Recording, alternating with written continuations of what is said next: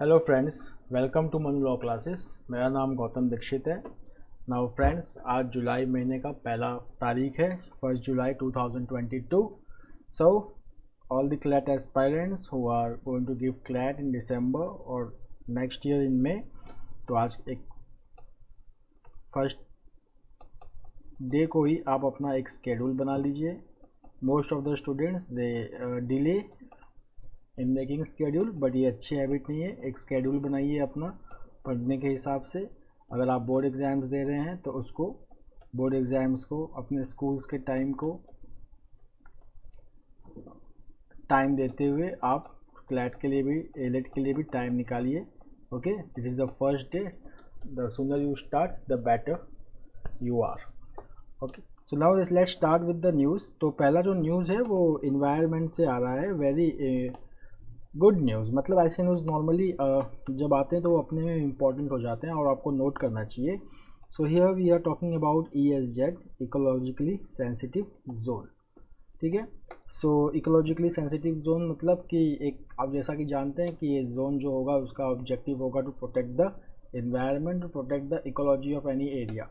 Now Kerala में इस वक्त डिबेट चल रहा है, ठीक है, where the Supreme Court has ordered for maintaining at least 1 kilometer of area around the protected area। protected area का मतलब वो areas जो protected होते हैं by law। for example, national park is one of the protected area, ठीक है, wildlife sanctuaries, okay, Ramsar sites, okay, these are some of the protected areas। so जितने भी protected areas हैं उनके आसपास 1 किलोमीटर और, ठीक है ना, this has to be declared as ecologically sensitive zone, so for the protection of protected areas. Now this ecologically sensitive zone area, this has come up from a Gadgil report. So there was a report called as Gadgil report on Western Ghats, ठीक है, Gadgil report on Western Ghats. तो इन्होंने क्या किया था, इन्होंने western Ghats का अपना एक इकोलॉजिकल सिग्निफिकेंस है, तो उसके इकोलॉजी को प्रोटेक्ट करते हुए और साथ साथ में वहाँ पे बहुत सारे इकोनॉमिक एक्टिविटीज़ भी होती हैं, तो उसको बैलेंस करने के लिए this report made 3 zones. Okay, it made 3 zones that where different types of industries can be located, ठीक है। लाइक अगर जो हाईली पॉल्यूटिंग इंडस्ट्रीज है उनको वहाँ पे ना लोकेट करना, जो कम पॉल्यूटिंग है उनको थोड़ा सा दूर रखना मेन कोर एरिया से। So this was some of the recommendation of Gadgil report on Western Ghats. Okay, so if you will just see, so the name of Gadgil report, जो चेयरमैन थे इस कमेटी का नाम था Western Ghat ecology expert panel. तो इसके जो चेयरमैन थे वो थे Madhav Dhananjay Gadgil.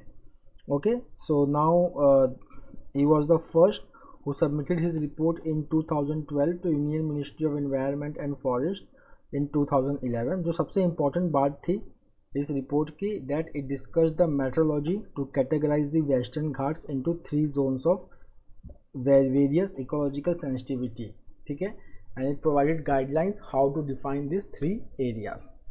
Now if you will just see that why there is a need to protect the Western Ghats.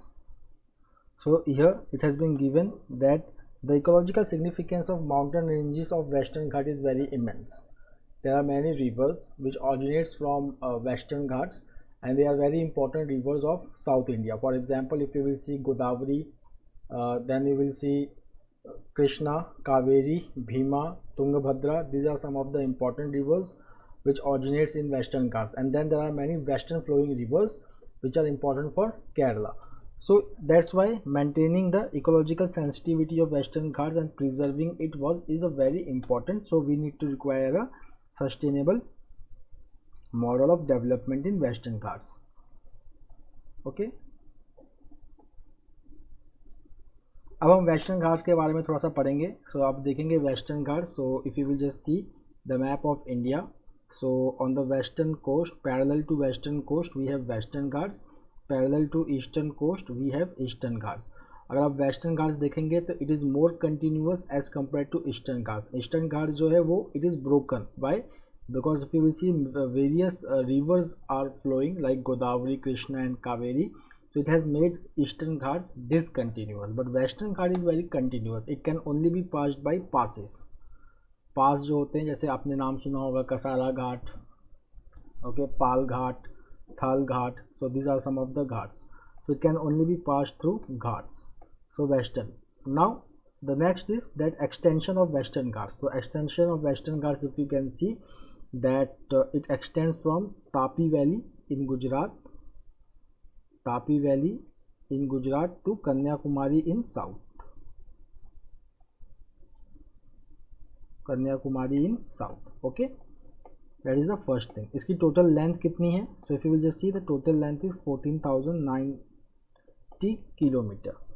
उसके बाद अगर हम देखेंगे, nearly 15% of the areas in western Ghats they are protected areas, they are protected areas. Then they are home to around 500 species of bird and 120 species of mammals. Then 4,000 flowering plants, और that is 27% of Indian species they are from Western Ghats. उसके बाद यहाँ पे जो forest होते हैं, predominantly evergreen forest are found over here along with bryophytes. Okay, then there are ants, butterflies and other things. Now if you will just see Western Ghats and Eastern Ghats, तो यहाँ पर हम देखेंगे तो waste, ये बहुत ज़्यादा question आता है स्टैटिक जीके से, that Western Ghats and Eastern Ghats where they meet. So if you will just see that Western Ghats and Eastern Ghats, they meet in Nilgiri. They meet in Nilgiri. So Nilgiri is a junction of Western Ghats and Eastern Ghats. Now Nilgiri जो है वो खुद का एक biosphere reserve है, Nilgiri biosphere reserve. Okay, Nilgiri Biosphere Reserve. Now if you will just see Nilgiri Biosphere Reserve, it is spread across 3 states. Nilgiri Biosphere Reserve, it is spread across 3 states. So these 3 states are Tamil Nadu, Karnataka and Kerala. आपने एक famous hill station का नाम सुना होगा ऊटी का, so it is in Nilgiri only. उसके बाद there is some Silent Valley National Park, okay, which is also in western Ghats.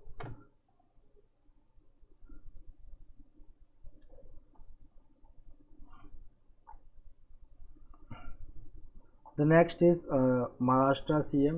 So the political turmoil or political uncertainty which was going in Maharashtra, now it seems to be ending, but over here a new CM has been appointed in Maharashtra, Eknath Shinde. Now if you will just see over here, I have marked the important points. That now see, there is no election, there is no fresh election for election of new Maharashtra CM. Okay, the only thing is that if the governor has appointed him as a CM, he just have to win the trust vote. Okay, तो इसका मतलब that his CM post will be decided on the floor of the house. Okay, on the floor of the house. तो यहाँ पे देखिए, जैसे कि governor का एक डिस्क्रिप्शन होता है, ये जो गवर्नर है महाराष्ट्र के गवर्नर भगत सिंह कोश्यारी, गवर्नर का एक डिस्क्रिप्शन होता है कि that he can choose anyone as the chief ministerial candidate. Okay, if that person has required support. After choosing him as a candidate, that person has to prove his majority on the floor of the house. Once he passes the trust vote, then that person continues to remain as the chief minister. ऐसे हमारे prime minister का भी होता है. So if you will see our constitution, तो हमारे constitution ने CM का या प्राइम मिनिस्टर का कोई टेन्योर नहीं दिया. जैसे कि आप देखेंगे प्रेसिडेंट का, वाइस प्रेसिडेंट का 5 years टेन्योर होता है. इस तरीके से अगर PM और CM को अगर आप देखेंगे तो उनका कोई टेन्योर नहीं होता है. Anybody can remain CM or PM. Anybody means who is the member of the house. Anybody can remain PM or CM as long as they enjoy the majority of the lower house. तो अगर आप PM के case में देखेंगे तो Council of Ministers, okay, they remain in power as long as they are enjoying their majority in Lok Sabha. If the Lok Sabha passes the no confidence motion and it is passed, then the Council of Ministers has to resign. Similarly, it is with states, that Council of Ministers they remain in power as long as they have the support of Legislative Assembly. If the Legislative Assembly passes the no confidence motion, then the Council of Ministers has to resign. But if anybody who wins the trust vote then that person continues to remain in power. The next is government keep small savings interest rates unchange. तो यहाँ पे जो small saving schemes होती हैं उनके examples देख लो. So like provident public provident fund PPF and national saving certificate. Okay, these are some of the examples of small saving schemes. ठीक है, these are small saving schemes. अब यहाँ पे जो है इनका इंटरेस्ट रेट जो है वो अनचेंज रखा गया, मतलब चेंज नहीं किया गया है. Okay, there was speculation that their interest rate might increase because of rising inflation, and second one was rising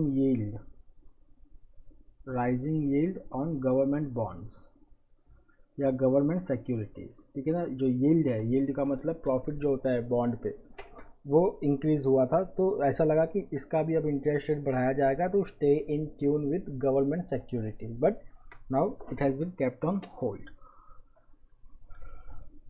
the next is Manipur landslip. तो अगर आप देखेंगे ये आप जो लैंडस्लिप पढ़ते हो हमेशा, वो हमेशा माउंटेनियस एरिया से ही रिलेटेड होता है.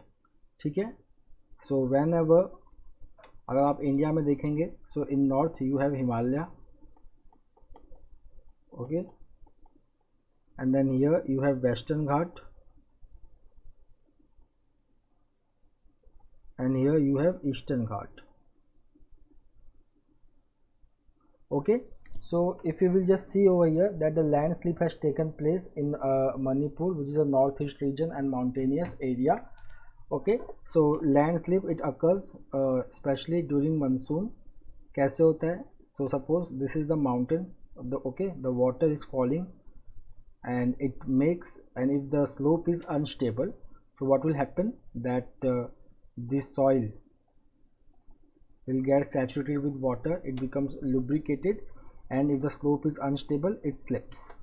Okay, so this is landslip. Sometimes slopes they become unstable because of human activities. For example, during the construction of roads, the mountain slopes are cut, making the slope unstable, and whenever there is slight earthquake or monsoon, very heavy rainfall like this, then those areas get prone to landslip. The next is editorial. So here we are first we will discuss about G7 and then we will discuss about anti-defection. Now most of the time will go in discussing these things.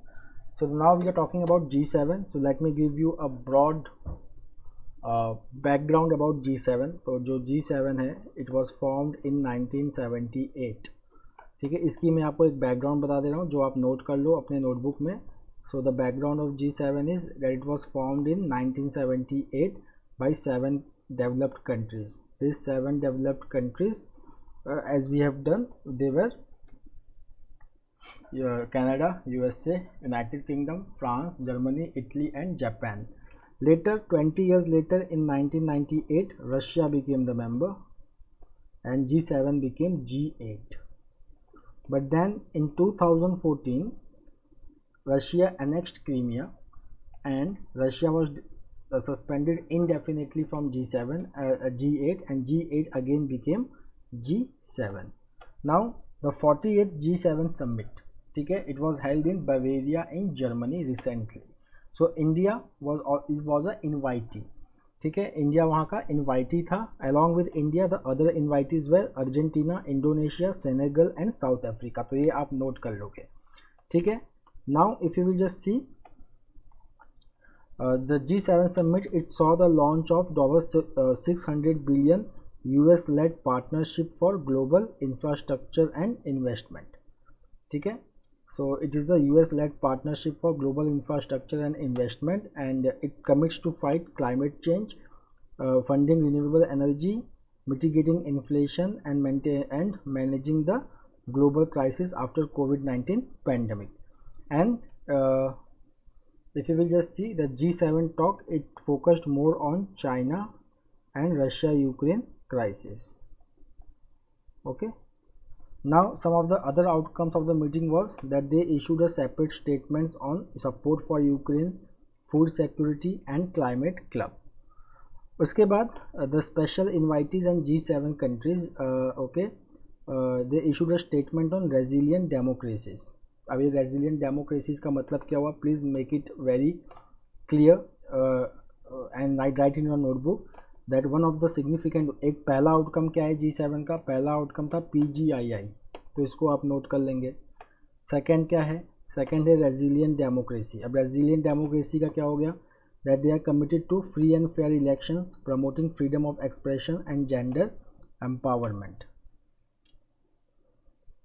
Okay, अब हम आते हैं India के ऊपर। तो India which was a special invitee, so India it talked about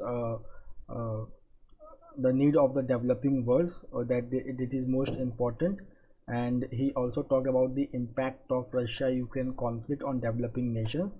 But India distanced itself from PGII, okay, which is considered as a counter to China's Belt and Road Initiative.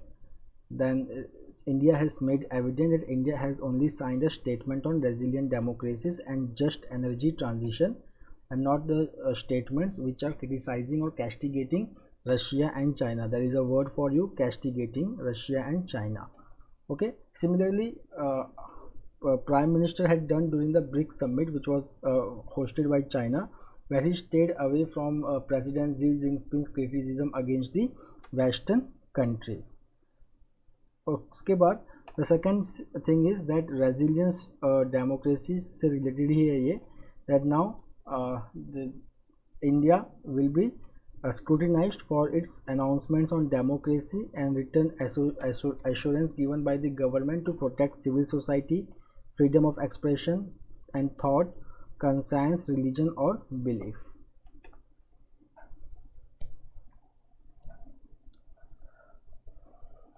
Now my friends, the next news is about anti-defection. ठीक है, हम इसके बारे में बहुत दिन से पढ़ रहे हैं, आज हमको थोड़ा सा और क्लैरिटी मिल जाएगा इसके ऊपर। कल हमने एक पैराग्राफ के बारे में बात किया था, that is paragraph 4, which was talking about one exception which is there in anti defection law, which is called as merger. तो कल भी हमने इसके बारे में पढ़ा था, मर्जर के बारे में। So the authors yesterday's newspaper they were saying कि मर्जर का मतलब क्या होता है कि अगर if there is two political parties, if they are merging, okay, so the two political parties have merged and 2/3 of their legislature, 2/3 of their members who are part of legislature, if they agree to this merger, then this merger is complete, and the members who are in the house, who are the member of parliament or legislative assembly, they will not be disqualified under defection. So merger is one of the exception to anti-defection law. तो यहाँ पे क्या था ज़रूरी ये समझना, ये कि इसमें दो स्टेप होते हैं, इसको सिंपली आप समझिए कि इसमें दो स्टेप है। पहले पॉलिटिकल पार्टी मर्ज करेगी, ठीक है, और उसके बाद 2/3 of the members, 2/3 of the members, political party members who are also the member of the house, that is legislative assembly और parliament, if they agree with this merger, then this merger is lawful, and the members who have changed their party because of the merger, they will not be considered under anti-defection law, they will not be disqualified on the ground of defection. This is the talk.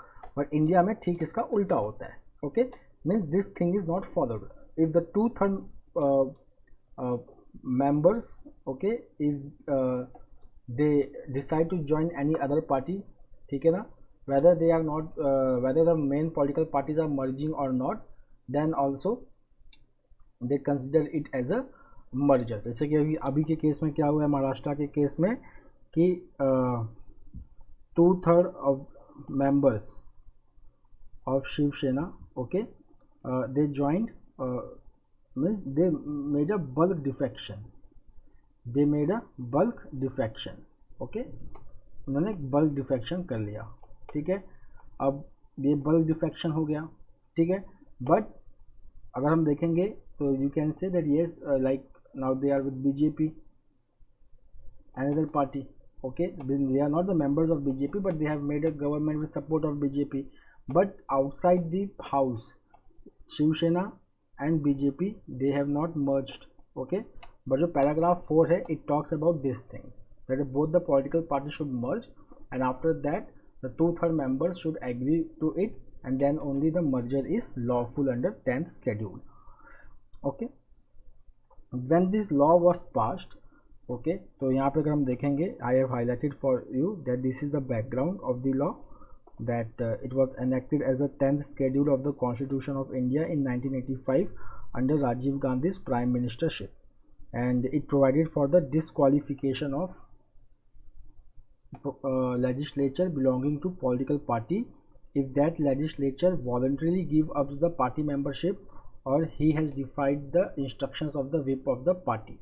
But यहाँ पे दो exception थे, पहला था split, दूसरा था merger. Okay, so the first was split and the second one was merger. अब देखिए स्प्लिट में क्या होता था, द स्प्लिट में ये होता था कि if the original political party resulting in the formation of a group of legislatures, if the group consisted of 1/3 of such legislatures of that party, they are were exempted from disqualification. जैसे कि कोई भी political party के 1/3 members if they have crossed the floor, okay, so this was considered as split, it was considered as split, not merger. So ये split हो गया party में. So if they do that, they were not liable to be defected under this law, but this exemption was deleted by Constitutional Amendment Act of 2003. The second exception is about merger. ठीक है ना, यहाँ पे 1/3 नहीं, यहाँ पे 2/3. with the 2/3 of the members if they cross the side, okay, fine, so that is merger. पर यहाँ पे अगर हम वर्ड पढ़ेंगे ध्यान से तो देखिए merger का मतलब क्या हुआ, that it invokes when the original political party of a legislature merges with another party and not less than 2/3 of its legislature agree to such a merger. ठीक है,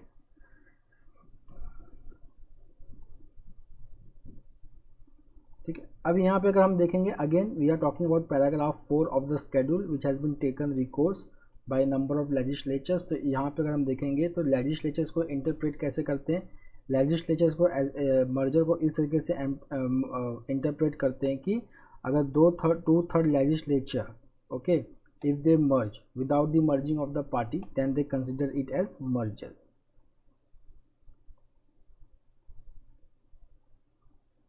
The next is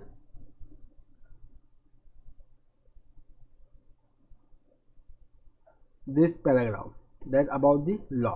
So now see, the law imposes the condition on the merger of the original political party which is not likely to happen now or in the future. तो जैसे हमने discuss किया कि 10th defection के paragraph 4 में ये एक condition है that the original political party should merge with the other political party if the members who have defected if they want to get same, but this has not taken place. तो ऐसा क्यों हुआ है, तो ऐसे इसके लिए हुआ है कि बॉम्बे हाई कोर्ट का एक जजमेंट है that is called as Girish Chodankar versus speaker Goa state legislative. इसने हेल्ड किया था that the merger of 2/3 of members of the legislative assembly is deemed to be the merger of the original party से, okay. तो ये एक decision था जिसमें Bombay high court ने कहा कि अगर 2/3 अगर मेंबर्स मर्ज कर जाते हैं, ठीक है, so it will be considered as the merger of the party.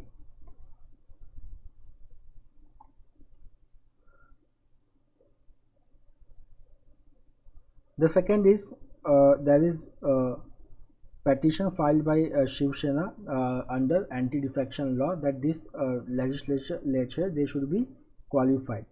ठीक है ना, तो अब इसमें क्या होता है कि एक कंडीशन है that the member they should voluntarily give up the membership. So how to decide that they have given the membership voluntarily?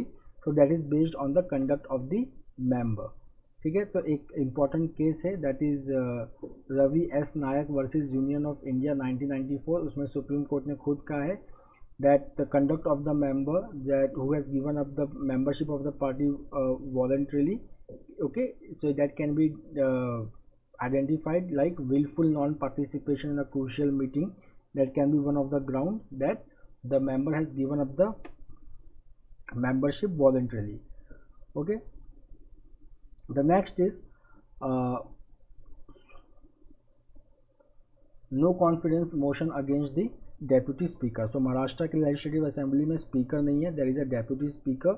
So here if you will just see एक important case है खिहोतो holding 1993 where the Supreme Court had said that judicial review cannot be available prior to the making of a decision by the speaker nor at an interlocutory stage of the proceeding. तो इस case में क्या है, पहली बात तो एक case का नाम बहुत इंपॉर्टेंट है, इसको नोट कर लीजिएगा। इसमें सुप्रीम कोर्ट सिंपली कहती है कि सुप्रीम कोर्ट तब तक इंटरवेन नहीं करेगी कभी भी डिफेक्शन के मामले में जब तक स्पीकर ने अपना फाइनल डिसीजन नहीं दिया है, ठीक है। उसके बाद the next thing is that whenever the defection petition has been filed, जवाब 7 दिन के अंदर देना चाहिए। बट यहाँ पे सुप्रीम कोर्ट ने महाराष्ट्र के लेजिस्लेचर्स लोगों को जिन्होंने डिफेक्ट किया उनको 15 दिन दिया है, ठीक है। So it is considered as a Supreme Court intervention during interlocutory stage, ठीक है, क्योंकि अभी तक स्पीकर या डेप्यूटी स्पीकर का फाइनल डिसीजन नहीं आया है। उसके बाद एक और इम्पॉर्टेंट केस है, that is Nabam Rebia case, where Supreme Court has said कि अगर स्पीकर के अगेंस्ट कोई डिसक्वालिफिकेशन केस आता है, okay, so speaker will not decide on the disqualification case if there is no confidence motion pending against the speaker. अब यहाँ पर जो डेप्यूटी स्पीकर हैं उनके against no confidence motion move किया जा चुका है, ठीक है, तो क्या वो डिसीजन ले सकते हैं कि नहीं ले सकते। तो यहाँ पे हाउस का एक रूल है which says that if there is no confidence motion against the speaker or deputy speaker, it needs to be admitted at that point of time। पर यहाँ पे जो डेप्यूटी स्पीकर है महाराष्ट्र के, उन्होंने अपने नो कॉन्फिडेंस मोशन को अभी तक एडमिट नहीं किया है। उसका एक और रीज़न भी हो सकता है, that is that no confidence motion can should contain specific charges and it can be the notice can be given only when the house is in assembly, मतलब when the house is summoned. तो इस case में दोनों चीज़ें यहाँ पे follow नहीं हुई है।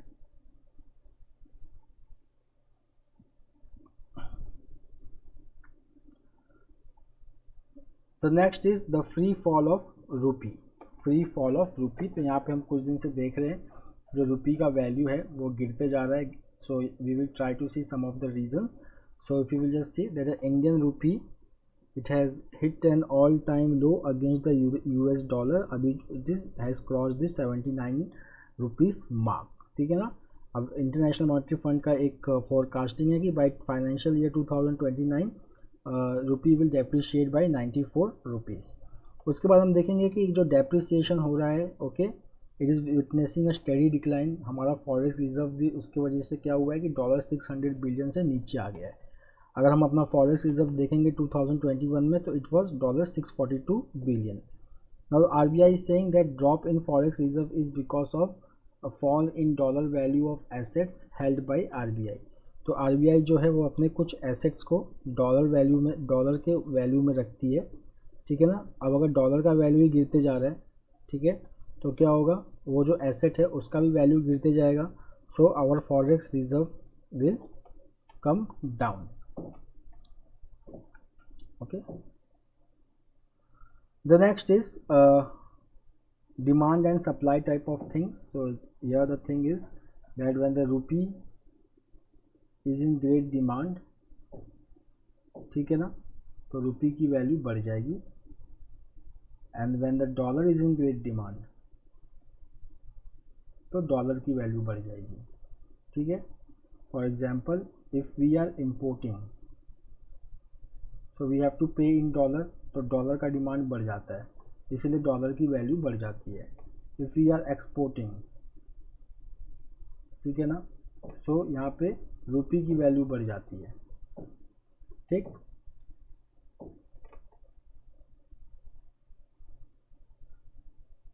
The next is major reason that why it has happened। So some of the major reasons are US Federal Rate, Federal Reserve। तो US Federal Reserve ने क्या किया है, it has increased its rate, interest rate को इसने बढ़ा दिया है। Why? Because US is going through inflation।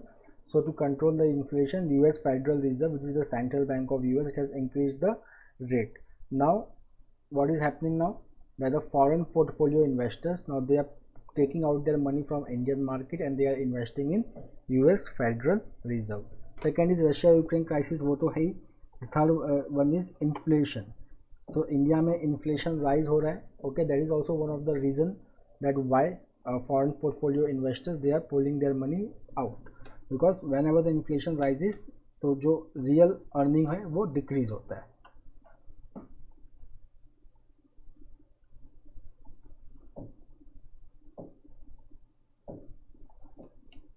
The next is Gaganyaan. So Gaganyaan, it is the manned mission to space. Okay, so it will be launched next year. तो यहाँ पे if you will just see that Gaganyaan के लिए US ISRO is going to use GSLV Mark 3 MK3, which is the heaviest satellite of ISRO. Okay, and Gaganyaan में there will be 3 astronauts. The next is PSLV जो हमने कल पढ़ा था। सो इसरो ने अपना 55th PSLV मिशन लॉन्च किया, that is through PSLV C53। ये इंपॉर्टेंट है, PSLV C53। It was a commercial launch for Singapore and it was done by new space India limited which is the commercial arm of ISRO. ठीक है, तो यहाँ पर हम देखेंगे तो PSLV C53 it took off from Satish Dhawan Space Center in Sriharikota, and it had put 3 satellites, that is Singaporean Earth Observation Satellite, that is DSEO, then Synthetic Aperture Radar, okay, and then NUSAR, and then Nanyang Technological University Satellite and Scoob 1. Now, who is the chairman of ISRO? So, Mr. S. Somnath, he is the chairman of ISRO.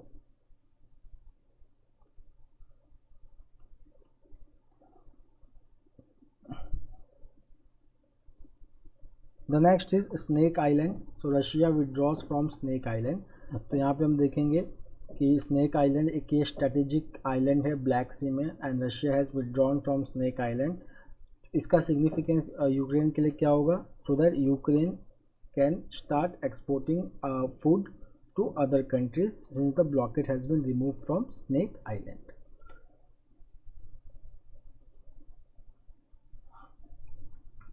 The next is RBI has said that banks have capital to buffer any shock. So the financial stability report which was released by RBI, this report is released, it is a biannual report, so it is released by RBI. This is very important. It has says that NBFCs के पास capital है, okay, but there is increasing volatility because of pull out of foreign portfolio investors from the market, and then the global economy खुद बहुत ज़्यादा volatile है and the prices are rising. Then there is a risk for stagflation. What is stagflation? Stagflation, it is an economic condition which is characterized by high unemployment and high inflation. High unemployment and high inflation. Okay, this is called as stagflation. Okay. The next is core sector. So in India there are 8 core sectors. Fine. So these 8 core sectors are crude, natural gas, coal, petroleum refinery, cement, electricity, then fertilizer and steel. These are called as 8 core sectors of the Indian economy.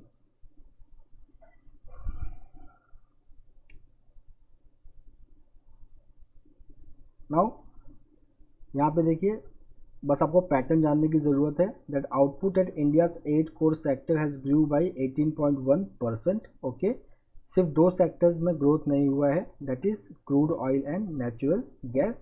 Other all sectors they are posting double digit growth. So friends, that's all for today. We will meet tomorrow again with a daily Hindu analysis. Till then, have a nice time. Take care. Thank you.